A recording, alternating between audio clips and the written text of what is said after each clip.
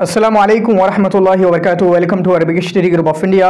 Arabic study group of India में हम आपको खुशामदीद कहते हैं और आपका इस्तकबाल करते हैं। अगर आप हमारे चैनल पर नए हैं तो प्लीज़ चैनल को सब्सक्राइब कीजिए और अपने दोस्तों के साथ इसको ज़रूर शेयर कीजिए। तो आज की वीडियो में हम बात करेंगे एग्ज़ाम से मुताल्लिक। जैसा कि आप जानते हैं कल हमारा एग्ज़ाम है, यानी हमारे अरबिक यूजीसी नेट अरबिक का एग्ज़ाम है। कल 9:30 बजे से पहली शिफ्ट में हमारा एग्ज़ाम है। उससे मुताल्लिक कुछ मैं एक्सपीरियंस आपके साथ शेयर करना चाहता हूँ, कुछ गाइडलाइंस और कुछ अहम चीज़ें जो आपके एग्ज़ाम में कुछ मार्क्स के बढ़ाने का सबब बन सकती हैं। इसी तरीके से टाइम मैनेजमेंट के ताल्लुक से कुछ बातें करना चाहूँगा। तो चलिए इस वीडियो को शुरू करते हैं। आप इस वीडियो को अपने दोस्तों के साथ, तमाम दोस्तों के साथ जो कल एग्ज़ाम में अपीयर हो रहे हैं उनके साथ शेयर कर सकते हैं। तो चलिए, तो इसमें सबसे पहले ये बात कहना है कि आप जो है आपने तैयारी कर ली है, ठीक है, तैयारी कर ली है। अभी जो मैं वीडियो बना रहा हूं आपके पास सिर्फ आज के दिन की बात करें तो सिर्फ आधा दिन बाकी है।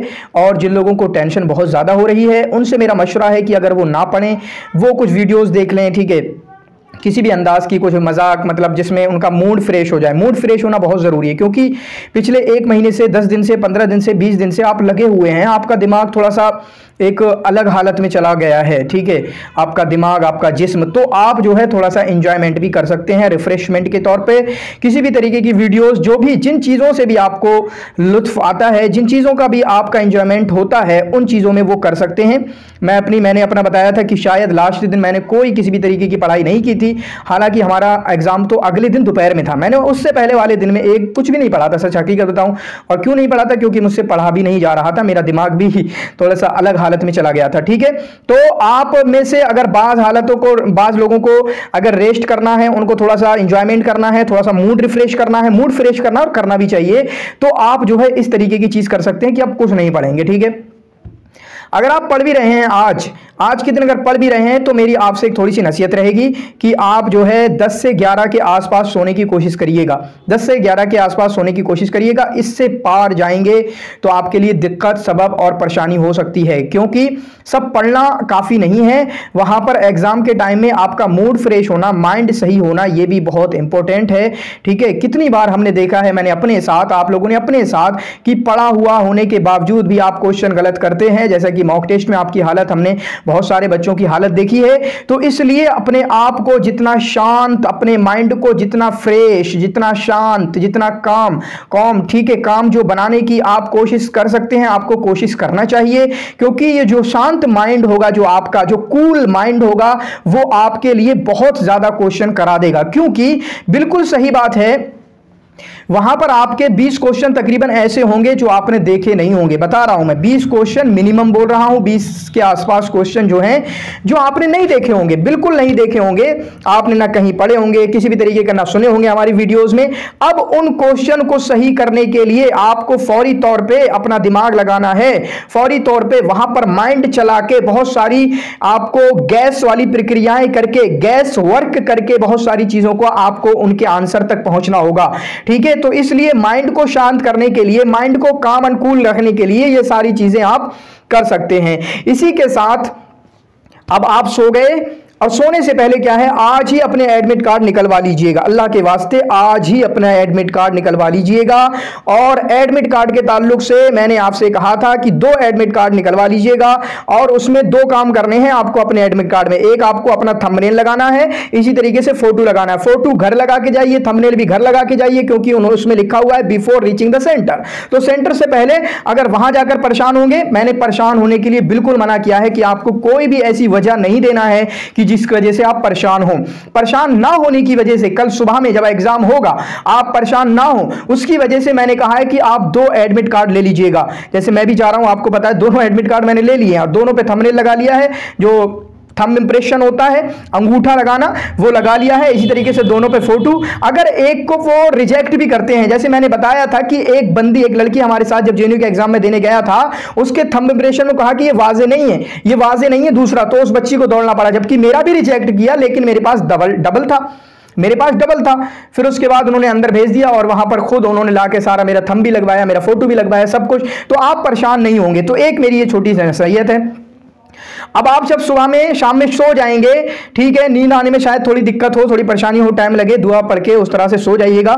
और इसी तरीके से सुबह में कोई प्लानिंग आपकी नहीं होना चाहिए कि सुबह में हमें पढ़ना है, चाहे आपका जो सेंटर है वो सिर्फ 10 मिनट की दूरी पे हो या फिर 2 घंटे की दूरी पे हो, तब तो पढ़ ही नहीं पाएंगे। तो सुबह में पढ़ने की कोई प्लानिंग नहीं होना चाहिए, बल्कि मैं कहूंगा कि आप पढ़िए ही मत, बिल्कुल मत पढ़िए, ठीक है। कुछ पढ़ने की जरूरत नहीं है, बिला वजह से हम टेंशन लेते हैं कि अरे वो भी नहीं पढ़ा, वो भी नहीं पढ़ा। कोई पूरा सिलेबस पूरा नहीं कर सकता, कोई ऐसा नहीं है जो मुकम्मल सिलेबस पढ़ सकता है। बिला वजह से हम सोचेंगे कि फला मेरा वो नहीं हुआ है, अरे मेरा टीचिंग एप्टीट्यूड में ये खत्म है, मेरा मैथमेटिक्स ये नहीं हुआ है, ये नहीं हुआ है, तो वो दिक्कतें होंगी। चलिए अब हम एग्जाम सेंटर में पहुंचते हैं, एग्जाम हॉल में पहुंचते हैं। पेपर हमारे सामने है, दोनों पेपर हमारे सामने है, पेपर 1 होगा और आपका होगा पेपर 2, ठीक है। पेपर 1 जो कि आपका 50 नंबर 50 क्वेश्चन का 100 नंबर का होता है, और आपका पेपर 2 जो कि 100 क्वेश्चन और 200 नंबर का होता है। टोटल 300 नंबर के पेपर होते हैं। अब एग्जाम में आप बैठे हुए हैं, अब इसमें एक सवाल आता है कि कौन सा क्वेश्चन पहले करें, कौन सा पेपर पहले करें, कौन सा पेपर बाद में करें, या उससे पहले का भी सवाल है, क्या सिर्फ हमें 1 घंटा मिलेगा पेपर 1 के लिए। तो भाई साहब इस क्वेश्चन का जवाब यह है कि आपको दोनों पेपर 3 घंटे के लिए दिए जाएंगे। ऐसा कुछ भी नहीं है कि आप पहले पेपर 1 करें या पहले पेपर 2 करें, या पहले पेपर 1 करेंगे तो सिर्फ 1 घंटा मिलेगा, पेपर 2 के लिए 2 घंटे हैं। ऐसी कोई कैद नहीं है। आपको 150 क्वेश्चन दिए जा रहे हैं, दोनों क्वेश्चन पेपर के, पेपर 2 के, पेपर 1 के, और आपको वो 3 घंटे के लिए, आपके 180 मिनट के लिए आपके हाथों में थमा दिए जाएंगे। अब वो आपके ऊपर है कि आप किस तरीके से करेंगे, किस तरीके से नहीं करेंगे। अब एक सवाल पैदा होता है कि बहुत सारे बच्चे पूछते हैं कौन सा पेपर हम पहले करें, पहले पेपर 1 करें या पहले पेपर 2 करें, यानी अरबिक का हमारा पेपर है। तो इस सिलसिले में मैं कुछ और बातें करने से पहले अपना एक्सपीरियंस शेयर करना चाहता हूं। मैंने हकीकत में क्या है, एग्जाम में जब पहुंचा था तब जाके मैंने कोई डिसीजन नहीं लिया था। मेरा डिसीजन यहीं पे ही था, घर पे डिसीजन करके गया था मैं कि मुझे पहले पेपर 1 ही करना है, पहले पेपर 1 ही करना है, क्योंकि मुझे लगता है थोड़ी स्पीड वैसे भी मेरी ज्यादा है, और भी मैं बताऊंगा, हालांकि वो कोई स्पीड उतनी ज्यादा भी नहीं है। तो मैं ये बना के गया था, मैं पहले पेपर 1 करूंगा, और मैंने अपने साथियों को मशवरा भी दिया था, ठीक है। उन्होंने जो भी किया होगा, जिसका सबका अपना अपना माइंड चलता है, सबका अपना अपना लॉजिक चलता है, तो मैंने अपना जो मान के गया था, मैं पहले पेपर 1 करूंगा, पहले पेपर 1 करूंगा। और उसमें यह सोच के गया था मैं कि अगर मुझे पेपर 1 को 100 मिनट भी देना पड़े, कितने टोटल मिनट हैं, 180 मिनट, अगर मुझे 100 मिनट भी पेपर 1 में लगाना पड़े तो मैं लगाऊंगा। लेकिन आपको जैसा कि मैंने बताया किसी वीडियो में, मुझे कुल 60 मिनट टोटल मिल रहे हैं, 1 घंटा, मेरा 70 मिनट में हो गया था, ठीक है। 70 मिनट में पेपर 1 हो गया था, तो मैंने पहले पेपर 1 किया, उसके बाद जाके मैंने अपना पेपर 2 किया 50 मिनट में, यानी 2 घंटे में मेरा दोनों हो गया था। और उसके बाद मैंने 2 बार रिवीजन किए थे दोनों पेपर को। ये मेरी हालत रही थी। इसमें मेरा आइडिया क्या चला, और मैं यही बता भी रहा हूं कि आप में से बहुत सारों को जिनका पेपर 2 बहुत अच्छा है, उस लॉजिक के साथ वो जा सकते हैं कि पेपर 1 में हमें जितना मार्क्स गेन कर सकते हैं उतना मार्क्स गेन करने की कोशिश करना है। आप कुछ बच्चे कह रहे हैं कि पेपर 2 हमारा अच्छा है, पेपर 2 में हम बहुत नंबर लेके आएंगे, 100 लेके आएंगे, 200 300, मतलब 100 क्वेश्चन कर लेंगे, 200 कर लेंगे क्वेश्चन।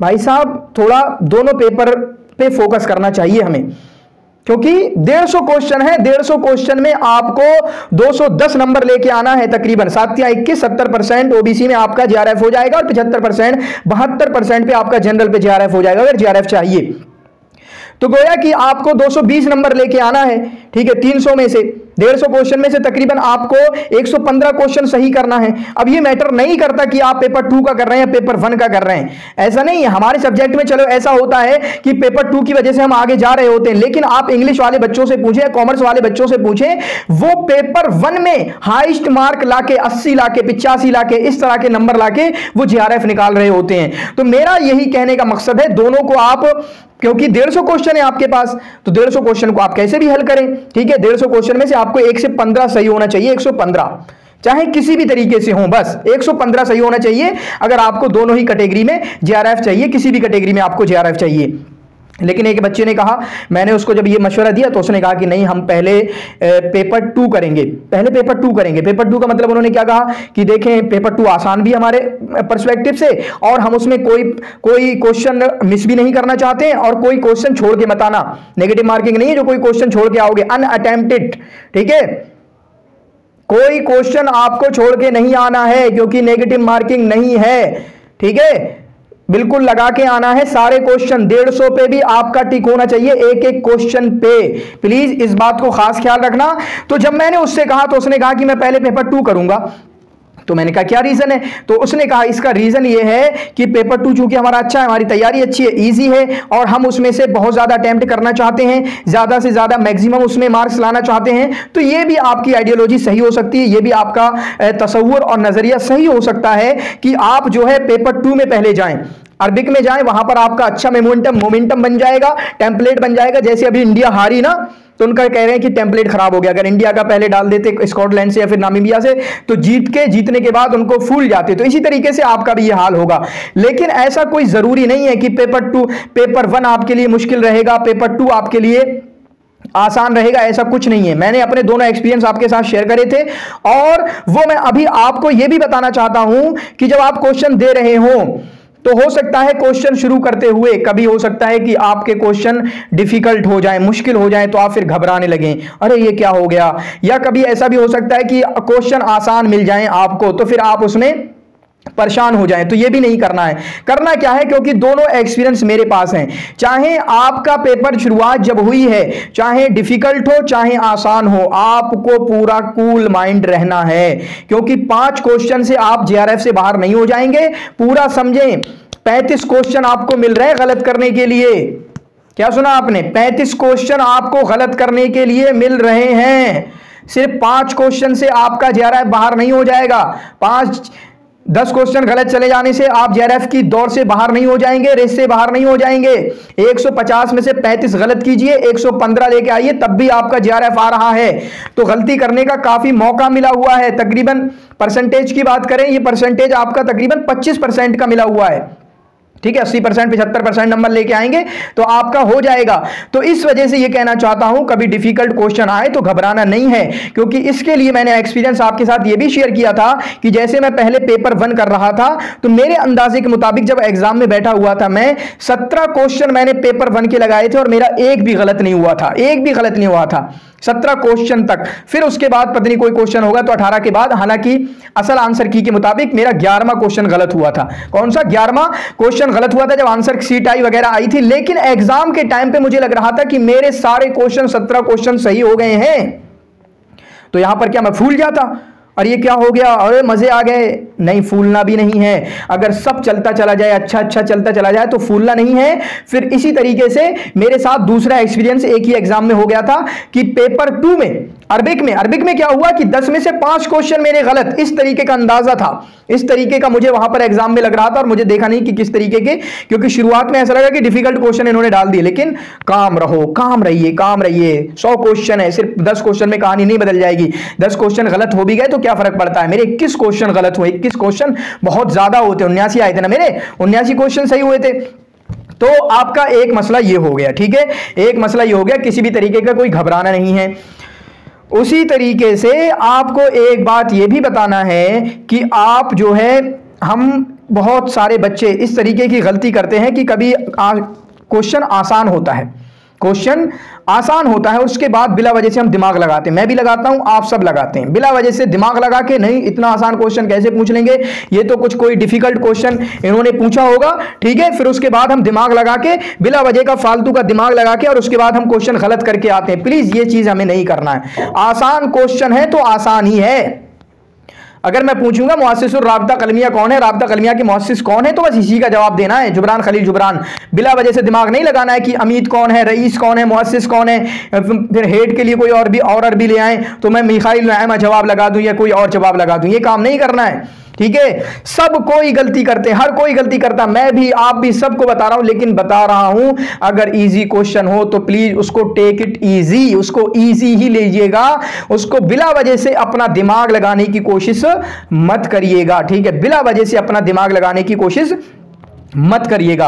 हाँ, एक बात मैं जरूर कहना चाहूंगा, जो अभी मैं बता रहा था, कौन सा पहला करना है कौन सा बाद में करना है, ये ट्राई जरूर कीजिएगा कि आप पेपर 1 को 80 से 90 मिनट दें, चाहे पहले करें चाहे बाद में करें। मैं नहीं कह रहा हूं, आपका जो दिल करे वो करिएगा, लेकिन पेपर 1 को 80 से 90 मिनट जरूर देने की कोशिश करिएगा। एक और बात बताऊं, एक और बात यह है, पेपर 1 में पेपर 1 में ये कोई तरतीब नहीं है कि आरसी बाद में आएगा या जिस तरीके से सिलेबस में दिया है आरसी पहले नंबर पे भी आ सकता है, आपका डीआई भी आपके क्योंकि सबका अलग अलग होता है, आपके उसमें पहले नंबर पे आ सकता है। तो मेरी एक एडवाइस छोटी सी ये है, जो कि हालांकि मैंने कोई आगे पीछे नहीं किया था, मैं लगातार लगाता चला गया था, लेकिन मैं जानता हूं आप में से बहुत सारों को आपके आरसी में रीडिंग एंड कंप्रहेंशन जो इंग्लिश का जो पोर्शन आएगा उसमें परेशानी है, इसी तरीके से डीआई में परेशानी है। तो इन दोनों पोर्शन को आप पीछे हटा सकते हैं, मौखर कर सकते हैं, थोड़ा बाद में सबसे लास्ट में इनको हल कीजिएगा। सबसे लास्ट में मतलब पेपर 1 के लास्ट में, पेपर 1 जब हल कर रहे हैं तो आप पहले 8 यूनिट को लगाइए, क्योंकि वहां पर बहुत ज्यादा दिमाग नहीं लगाना है। टीचिंग एप्टीट्यूड है, रिसर्च एप्टीट्यूड है, याद होगा तो होगा, लगा पाएंगे, नहीं होगा तो नहीं लगा पाएंगे, ठीक है। फिर तुक्का मारना पड़ेगा बाद में। तुक्के के लिए जो होंगे, तुक्के के लिए जैसे एक क्वेश्चन होगा जिसको आपने यकीन के साथ नहीं लगाया है तो उसको रिव्यू में डाल दीजिएगा। जो भी क्वेश्चन लगा रहे हैं ना, पहला क्वेश्चन आया जो जिसको लगा आपने सही है उसको छोड़ दीजिए, आगे हरा करके निकाल दीजिए, जो हरा होता है ना हरा करके निकाल दीजिए, और जिसको आपको जहां भी डाउट हुआ उसको रिव्यू में डाल दीजिएगा, उसको रिव्यू में डाल दीजिएगा। क्योंकि जो डॉट वाले आपके सारे सेक्शन होंगे वो एक जगह आपको दिख रहे होंगे कि हाँ 15 क्वेश्चन मेरे डॉट वाले हैं। रिव्यू में आता है ना, रिव्यू का मतलब क्या होता है, रिव्यू में डालने का मतलब ये होता है कि आपका आंसर लग चुका है और ये आंसर माना जाएगा, लेकिन वो सिर्फ हमारी याद दहानी के लिए है कि हाँ हम इसको रिव्यू में डाले हुए हैं, हमें इसे रिव्यू करना है, देखना है दोबारा। तो जहां भी डॉट लगे आपको, चाहे पेपर 1 में या पेपर 2 में, तो आप रिव्यू कर दीजिएगा, रिव्यू में डाल दीजिएगा, ताकि उसके बाद उस पर थोड़ा सा दिमाग लगाया जा सके। माना क्या हुआ, कोई क्वेश्चन है उसमें डॉट है, आपको डॉट लगा हुआ है तो थोड़ा दिमाग लगाया, 1 मिनट चलो मैं इस पे टिक कर देती हूं, ये कर देता हूं, फिर उसके बाद फिर भी उसको रिव्यू में डाल दीजिएगा, ताकि दोबारा फिर कोई बात जहन में आ रही है। क्योंकि उसके बाद अगर रिव्यू में नहीं डाला तो फिर आपको क्वेश्चन खंगालने में परेशानी भी हो सकती है कि वो क्वेश्चन जो मुझे याद आ गया अब वो है कहां, किधर है, कौन से नंबर पे था, 12 पे था, 33 पे था, 34 पे था, 67 पे था, 85 पे था, किधर था। तो आप रिव्यू में डाल दीजिएगा और उससे आपकी इंशाल्लाह थोड़ी बहुत परेशानी हल हो जाएगी। क्योंकि ऐसा भी नहीं है कि रिव्यू में सभी डाल देंगे, 20-25 आपके रिव्यू में पढ़ेंगे और उनको आपको दोहराने में भी आसानी होगी, उनको दोहरा लीजिएगा। तो ये इतनी बातें काफी हैं। अब इसके साथ 2 बातें और करना चाहता हूं। सबसे पहले कॉन्फिडेंटली जाना है, आपको कॉन्फिडेंस के साथ जाना है। जो चीज सबसे ज्यादा आपको फायदा पहुंचाएगी वो आपका एक तो शांत माइंड, जो आपका काम माइंड जो है, कूल माइंड, इसी तरीके से कॉन्फिडेंस। आपको कैसा भी पढ़ा है आपने, जैसा भी पढ़ा है, कैसा भी पढ़ा है, ठीक है, अच्छा पढ़ा है, बुरा पढ़ा है, मेहनत ज्यादा की है, कम की है, ज्यादा टाइम पढ़ा है, कम टाइम पढ़ा है, पॉजिटिव होके जाना है मेरे भाइयों, ठीक है। इससे ज्यादा मुझे नहीं लगता, कॉन्फिडेंस से ज्यादा खेल में हो, कूद में हो, ठीक है, लड़ाई में हो, जंग में हो, इसी तरीके से एग्जाम में हो, कॉम्पिटिटिव एग्जाम में जब हल कर रहे हो, कॉन्फिडेंस से ज्यादा कोई चीज हमें फायदा नहीं पहुंचा सकती है।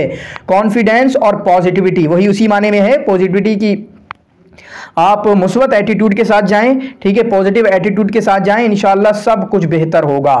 होप फॉर द वेस्ट, ठीक है, अल्लाह से अच्छा जन रखिए, इंशाल्लाह अल्लाह हमारी मदद करेगा। और आज और कल में थोड़ी दुआएं ज़्यादा कर दीजिएगा। मेरा हमेशा दुआओं पे मेहनत से भी ज़्यादा मेरा दुआओं पे विश्वास रहा है, दुआओं पे मेरा यकीन रहा है, ठीक है। अल्लाह की ज़ात, तवक्कुल, भरोसा उन पे, वो हमेशा मैं आपको बात बताता हूँ ये चीज़। इसी तरीके से एक थोड़ी सी एक और चीज़ की, आपका क्वेश्चन पेपर जो होगा उसमें से 50% तकरीबन ईजी होगा। पेपर 2 की अगर बात करूं अरबिक की, तो उसमें से 50% जो है आपका ईजी होगा, 50% ईजी होगा, 30% मीडियम मानता हूं, 30 या 25% मीडियम।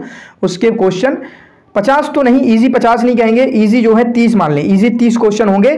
क्योंकि मीडियम का जो पोर्शन, जो मीडियम लेवल के क्वेश्चन होते हैं वो ज़्यादा पोर्शन होता है, वो तकरीबन होते हैं आपके जैसे 30 ये हो गए, फिर इसके बाद ये कितने हो गए, ये तकरीबन 50 से 60 क्वेश्चन ये वाले आते हैं, 50 से 60 क्वेश्चन मीडियम लेवल के आते हैं। उसके बाद 20 से 25 क्वेश्चन आपके डिफिकल्ट वाले आते हैं। तो इस नज़रिए के साथ जाइएगा।